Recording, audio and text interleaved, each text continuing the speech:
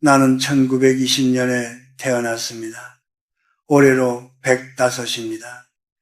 제 인생은 한 세기의 먼지를 고스란히 뒤집어 쓴 채 여기까지 걸어왔습니다. 일제강점기, 전쟁, 폐허 위의 재건, 산업화의 열기, 외환 위기의 한파, 그리고 디지털 혁명까지 그 모든 굴곡을 지나며 나는 한 가지 질문을 오래 붙들고 살았습니다. 사람은 무엇을 향해 사는가? 젊은 시절에 나는 대부분의 사람들처럼 무언가가 되기 위해 살았습니다. 가난을 벗어나기 위해, 인정받기 위해, 교수라는 자리에 오르기 위해, 남들 앞에서 당당해지기 위해 우리는 늘 미래를 향해 달렸습니다. 조금만 더 벌면 괜찮아질 거야. 이번 승진만 하면 숨 좀 돌리겠지. 그렇게 오늘을 저당 잡히듯 살았습니다. 하지만 100년을 넘게 살아보니 알겠습니다. 그렇게 도착을 미루는 사람에게는 도착이 오지 않는다는 것을. 왜냐하면 그는 늘 되려고 하는 상태에 머물러 있기 때문입니다. 되지 못한 자신을 전제로 삼고 부족한 자신을 출발점으로 삼기 때문입니다. 반면 내가 평생 곁에서 지켜본 진짜 성공한 사람들은 달랐습니다. 그들은 겉으로 드러난 재산의 크기와 무관하게 이미 도착해 있었습니다. 더 가지기 전에 이미 충분했고 더 높이 오르기 전에 이미 당당했습니다. 그들은 부자가 되려고 애쓰지 않았습니다. 이미 부자인 사람처럼 생각하고 느끼고 행동했습니다. 그리고 이상하게도 세상은 그들의 태도에 맞춰 조금씩 길을 열어주었습니다. 여러분은 지금 어디에 살고 계십니까? 부족 속입니까? 풍요 속입니까? 통장 잔고가 아니라 마음의 자리 말입니다. 나는 전쟁 직후 폐허가 된 서울에서 대학 강단에 처음 섰습니다. 교실 창문은 깨져 있었고 학생들은 도시락 대신 보리 한 줌을 쥐고 왔습니다. 나 역시 월급이 제대로 나오지 않아 하숙비를 밀리기 일쑤였습니다. 그때 나는 늘 이렇게 중얼거렸습니다. 나는 가난하다. 나는 부족하다. 그 말은 사실이었지만 동시에 나를 더 움츠러들게 만드는 선언이었습니다. 그러던 어느 날 나보다 10살 위였던 한 선배 교수를 만났습니다.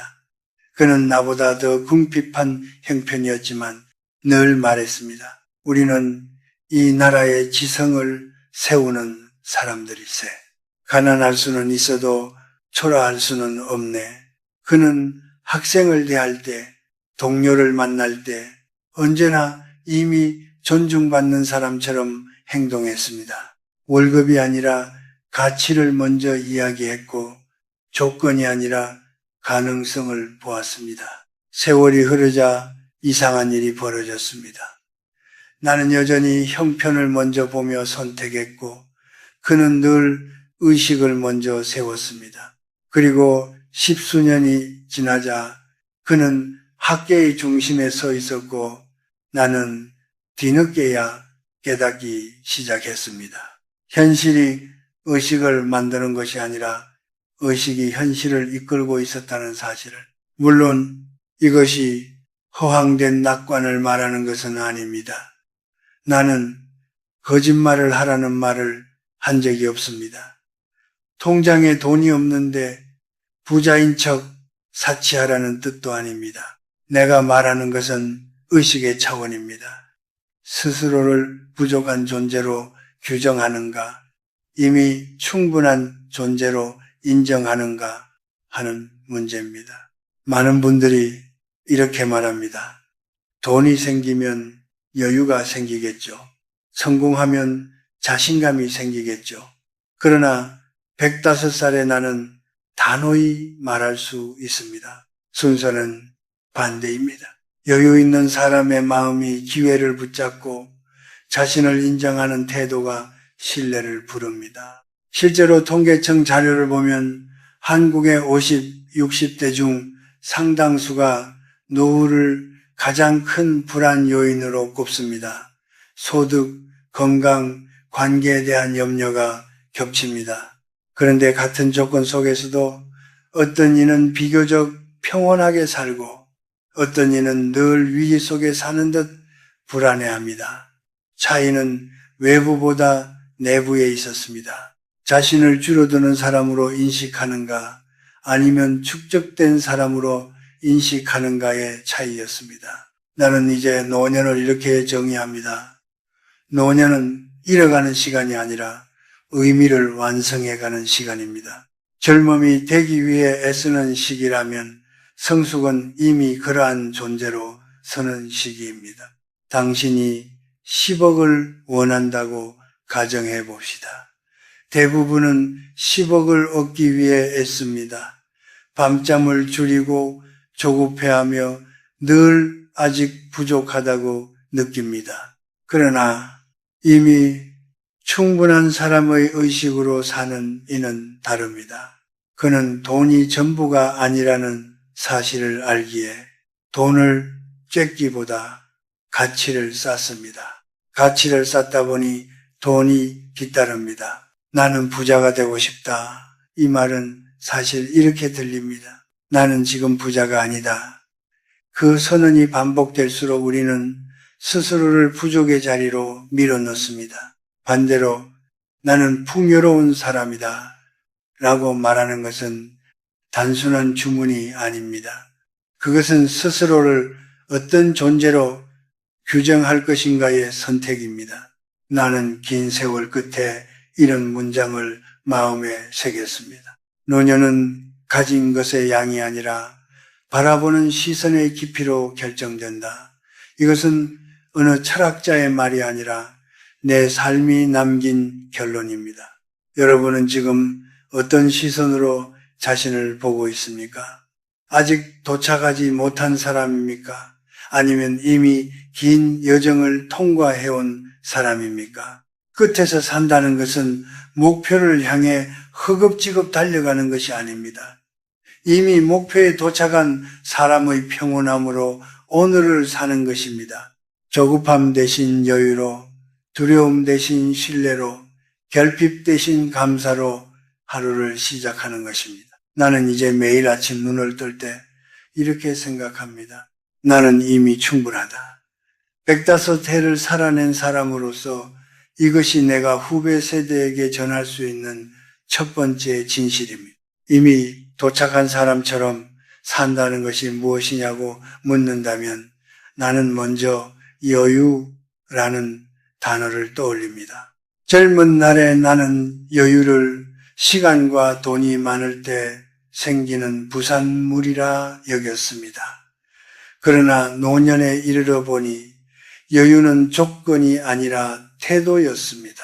이미 충분하다고 여기는 사람에게서만 흘러나오는 내면의 온기였습니다. 성공한 사람의 아침은 다릅니다. 그들은 눈을 뜨자마자 무엇이 부족한지 세지 않습니다.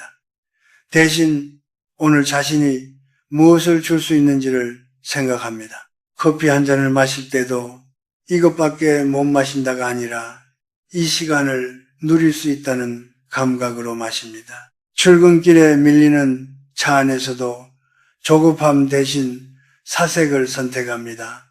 이미 도착해 있기 때문에 서두를 이유가 없습니다. 나는 대학에서 40년 넘게 학생들을 가르쳤습니다. 그 긴 세월 동안 수천 명의 제자를 보았습니다. 그중 유난히 기억에 남는 두 사람이 있습니다. 비슷한 시기에 임용된 두 중년 가장이었습니다. 한 사람은 늘 말했습니다. 교수님, 저는 아직 부족합니다. 박사도 늦게 땄고 인맥도 약합니다. 그는 항상 자신을 뒤처진 사람으로 규정했습니다. 다른 한 사람은 이렇게 말했습니다. 저는 늦게 출발했지만 그만큼 단단합니다. 그는 자신을 축적된 사람으로 정의했습니다. 10년 후 둘의 격차는 예상보다 컸습니다. 앞선 이는 논문 편수나 연구비 규모보다도 사람을 대하는 태도에서 달랐습니다. 그는 동료를 경쟁자가 아니라 동반자로 보았고 학생을 부담이 아니라 가능성으로 보았습니다. 기회가 오면 제가 할 수 있을까요? 가 아니라 제가 맡겠습니다라고 답했습니다. 이미 이룬 사람의 의식으로 행동했기 때문입니다. 여기서 말하는 이미 이룬 사람이란 교만한 사람을 뜻하지 않습니다. 오히려 반대입니다. 진짜로 충분한 사람은 소리를 높이지 않습니다. 그들은 작은 일에 쉽게 화내지 않습니다. 세계가 넓기 때문에 사소한 일에 매달리지 않습니다. 가격표보다 가치를 먼저 보고 월급날보다 배움의 날을 더 소중히 여깁니다. 한국 사회는 특히 비교에 익숙합니다. 50대가 되면 자녀의 성취와 재산 규모, 직함을 놓고 은근한 경쟁이 시작됩니다. 누구 아들은 대기업 임원이라더라. 누구는 빌딩을 샀다더라. 이 소식들은 우리의 마음을 조용히 흔듭니다. 아직 도착하지 못한 사람처럼 느끼게 만듭니다. 그러나 나는 묻고 싶습니다. 정말로 도착이란 무엇입니까? 통계에 따르면 한국인의 평균 기대 수명은 83세를 넘었습니다. 50대는 인생의 후반이 아니라 또 다른 전반입니다. 이미 수십 년을 통과해온 여러분은 실패한 세대가 아니라 축적된 세대입니다. IMF를 견디고 구조조정을 버티고 부모를 부양하며 자녀를 키워낸 세대입니다. 그 경험은 숫자로 환산할 수 없는 자산입니다. 나는 예순을 넘긴 뒤에야 진정한 자신감을 배웠습니다. 젊을 때는 성과가 자신감을 만든다고 믿었습니다. 그러나 성과는 늘 변덕스러웠습니다. 한 해는 연구비를 많이 따고 다음에는 좌절을 맛보았습니다. 그때마다 기분이 널뛰었습니다. 그러다 어느 순간 깨달았습니다. 자신감은 결과에서 오는 것이 아니라 자기 인정에서 온다는 사실을. 이미 성공한 사람처럼 산다는 것은 매 순간 이렇게 묻는 일입니다. 이미 충분한 사람이라면 이 상황에서 어떻게 반응할까? 누군가 무례하게 굴 때 부족한 사람은 모욕을 곱씹습니다. 충분한 사람은 경계를 세우되 마음을 낭비하지 않습니다. 투자 기회가 왔을 때 결핍의 의식은 손실만을 떠올립니다. 풍요의 의식은 가능성과 위험을 함께 보되 두려움에 휘둘리지 않습니다. 내가 일원이 되었을 무렵 큰 건강 위기가 찾아왔습니다. 수술대에 누워 있으니 모든 것이 허망하게 느껴졌습니다. 그때 문득 이런 생각이 들었습니다. 나는 아직 무엇이 되지 못했다. 그 생각은 나를 더 약하게 만들었습니다. 그러나 며칠 후 병실 창가에서 햇빛을 받으며 스스로에게 말을 바꾸었습니다. 나는 이미 충분히 살았다. 그리고 아직도 줄 것이 있다. 그 순간 이상하게도 두려움이 잦아들었습니다. 회복은 느렸지만 마음은 안정되었습니다. 성공한 사람의 느낌은 바로 이런 것입니다. 도착했기에 서두르지 않고 충분하기에 구걸하지 않으며 스스로를 인정했기에 타인의 인정에 목매지 않는 상태. 이것이 행동을 바꾸고 행동이 결과를 바꾸며 결과가 결국 현실을 바꿉니다. 여러분은 오늘 하루를 어떤 감각으로 시작하셨습니까? 아직 얻지 못한 것을 세며 시작하셨습니까? 아니면 이미 지나온 시간을 떠올리며 감사로 시작하셨습니까? 이미 이룬 사람의 감각은 거창하지 않습니다. 식사할 때 천천히 씹는 여유, 사람을 만날 때 눈을 마주하는 진심, 결정을 내릴 때 두려움보다 가치를 먼저 떠올리는 습관, 이런 작은 선택들이 쌓여 삶의 방향을 만듭니다. 처음에는 어색할 것입니다. 현실과 마음의 선언이 어긋나 보일 수 있습니다. 그러나 100년을 넘게 살아본 나는 압니다. 마음이 먼저 길을 내고 현실이 그 길을 따라옵니다. 조급함이 아닌 평온함에서 선택한 길은 되게 멀리 갑니다. 이제 여러분께 조용히 묻고 싶습니다.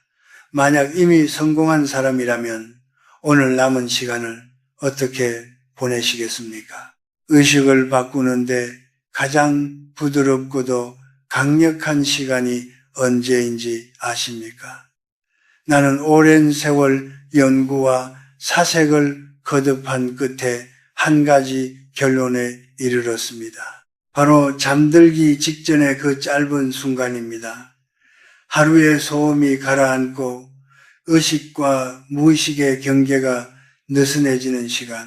노년의 나는 그 시간을 마음의 문이 반쯤 열린 때라고 부릅니다. 젊은 시절에 나는 밤이 되면 피곤해 쓰러지듯 잠들었습니다. 생각을 정리할 틈도 없이 내일을 걱정하며 눈을 감았습니다. 그러니 무의식에는 늘 불안과 부족이 먼저 새겨졌습니다. 아직 멀었다. 더 해야 한다. 그 문장들이 내 삶의 밑바탕이 되었습니다. 그러나 예순을 넘기며 나는 습관을 바꾸기 시작했습니다. 침대에 누워 조용히 호흡을 고르고 하루를 천천히 떠올렸습니다. 그리고 스스로에게 물었습니다. 이미 충분한 사람이라면 오늘을 어떻게 기억할까? 그러면 놀랍게도 같은 하루가 다른 빛으로 보이기 시작했습니다. 실수는 배움으로, 거절은 방향 수정으로, 지연은 준비의 시간으로 해석되었습니다. 나는 한 중년 가장의 이야기를 잊지 못합니다. 그가 나를 찾아온 것은 55이 되던 해였습니다. IMF 때 사업이 무너졌고 이후로는 늘 나는 실패한 사람이라는 말을 입에 달고 살았습니다. 자녀 앞에서도 아내 앞에서도 심지어 스스로에게도 그렇게 선언했습니다. 그 말은 그의 어깨를 점점 더 구부러지게 만들었습니다. 나는 그에게 간단한 제안을 했습니다.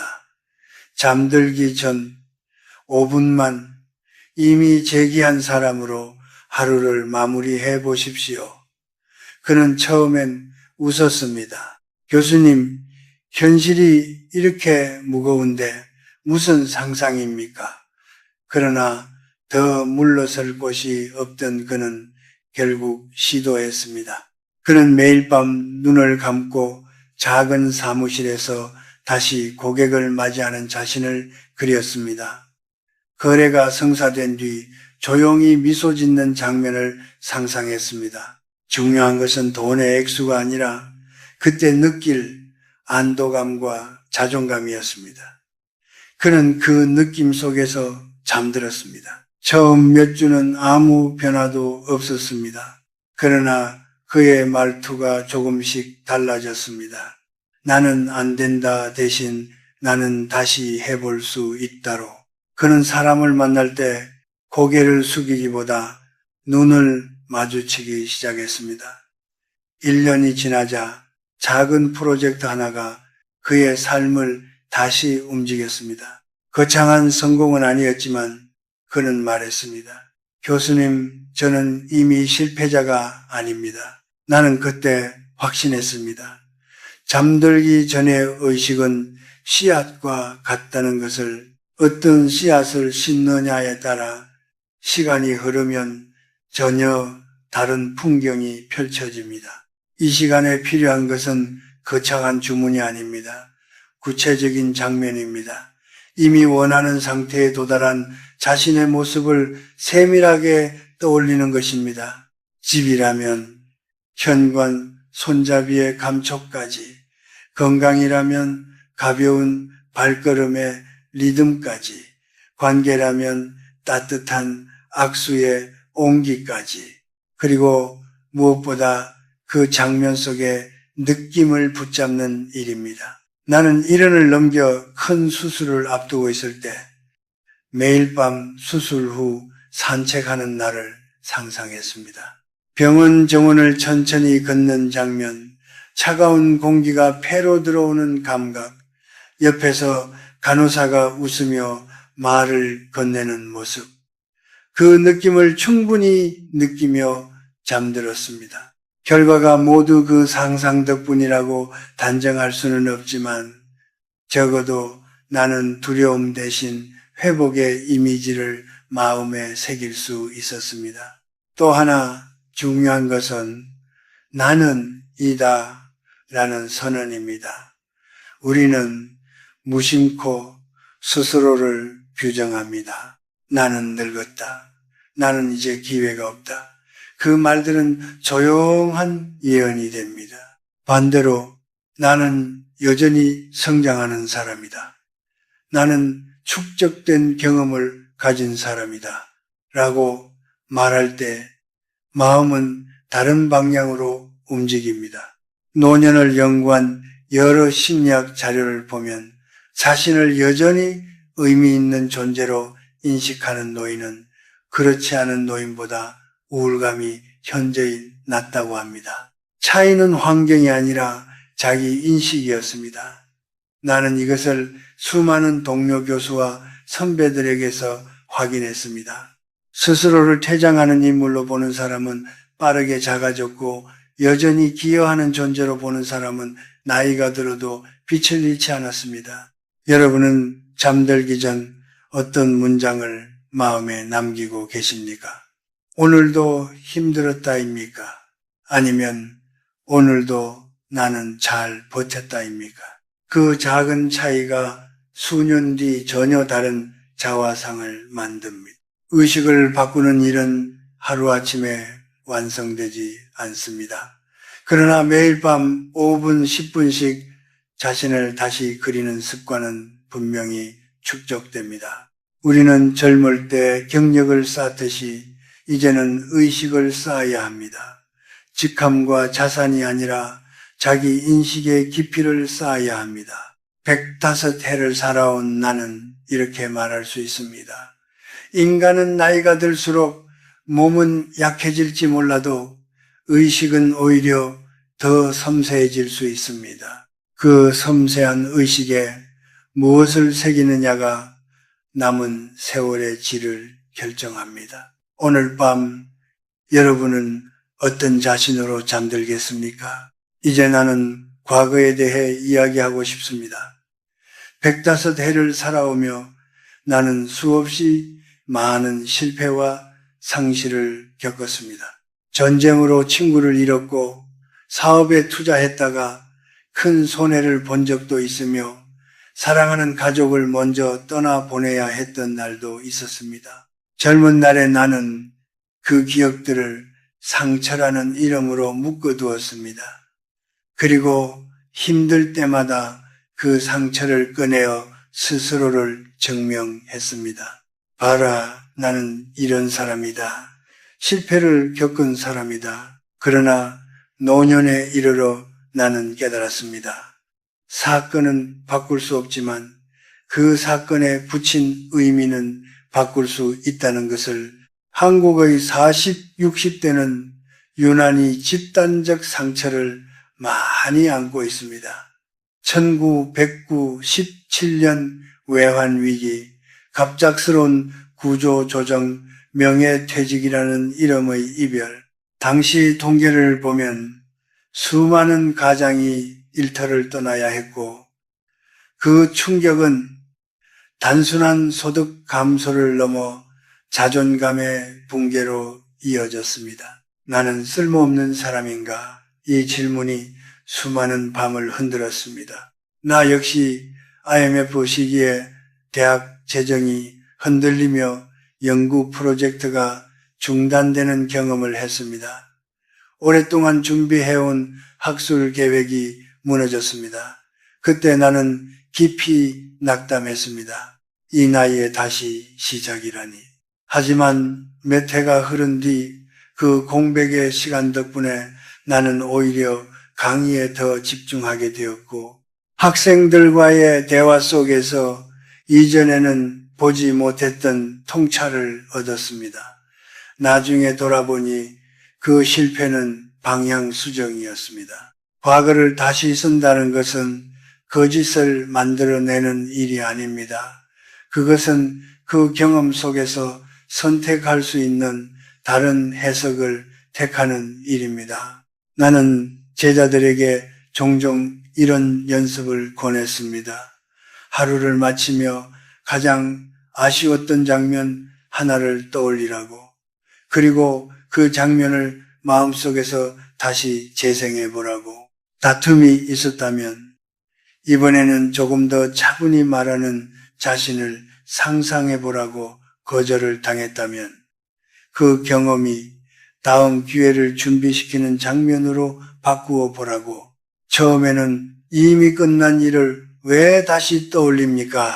라는 질문을 받았습니다. 그러나 인간의 기억은 단단한 돌이 아니라 반복될수록 모양이 바뀌는 점토와 같습니다. 우리가 어떤 의미를 덧붙이느냐에 따라 과거는 현재를 지지하는 토대가 되기도 하고 발목을 잡는 사슬이 되기도 합니다. 나는 어린 시절 극심한 가난을 겪었습니다. 겨울이면 연탄 대신 나무 토막을 태웠고 교과서를 물려받아 사용했습니다.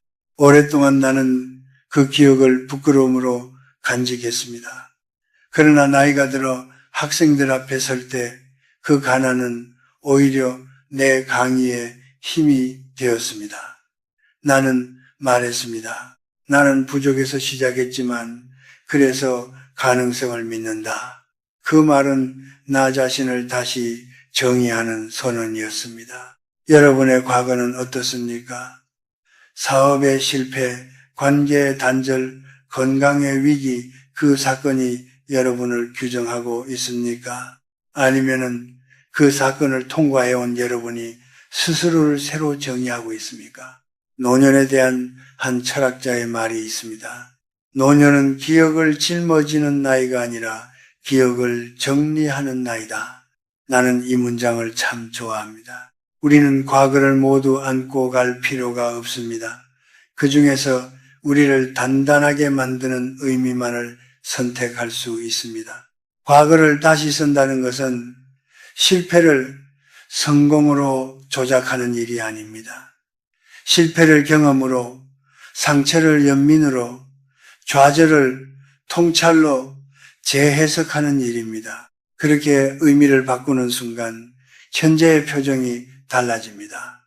그리고 현재의 표정이 달라지면 미래의 방향도 달라집니다. 나는 이제 내 인생을 돌아보며 말할 수 있습니다. 나는 실패한 적이 없다.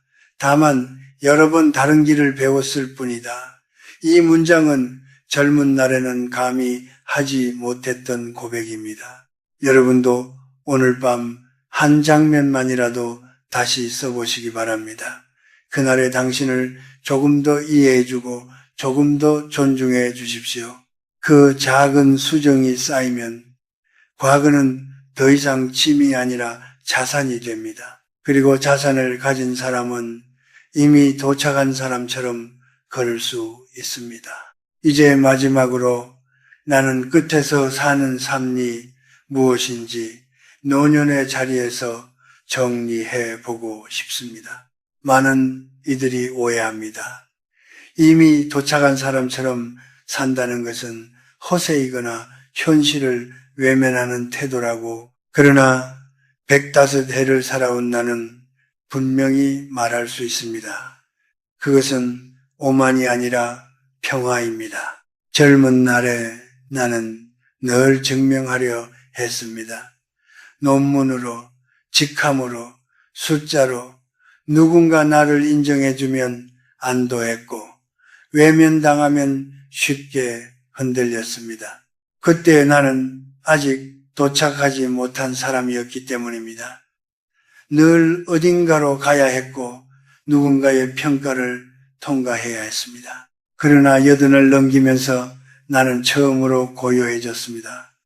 더 이상 오를 자리가 없다는 사실이 오히려 자유를 주었습니다. 나는 스스로에게 이렇게 말했습니다. 나는 이미 충분히 살았다. 그 문장은 체념이 아니라 해방이었습니다.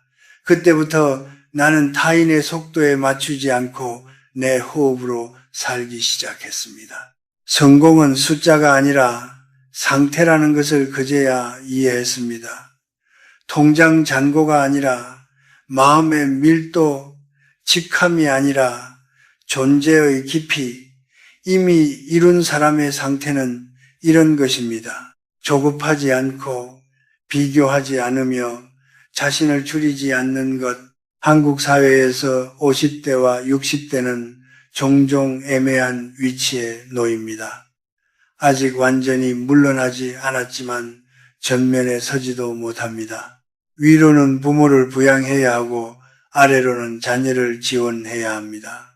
통계청 자료에 따르면 중장년층의 상당수가 경제적 책임과 심리적 압박을 동시에 느낀다고 합니다. 그래서 많은 분들이 말합니다.